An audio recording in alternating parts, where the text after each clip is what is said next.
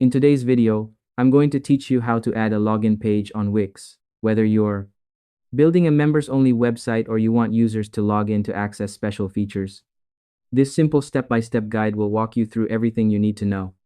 First, open your Wix account and go to All Sites at the top. Once you're there, select the site you want to work on and click Edit Site.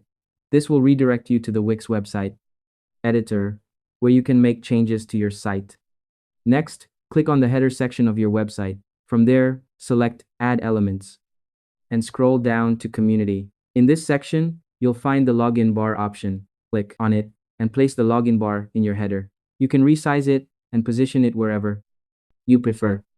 Once the login bar is added, click on Set up Login Bar. Here, you can choose a layout, such as the avatar style, and customize what the bar says before login and after logout. After that, click on Manage Sign-up Settings to control how users sign up and log in. From the settings, you can enable social logins like Google or Facebook under Social and Community, and you can also manage policies if needed. When you're done, click Done to save your changes.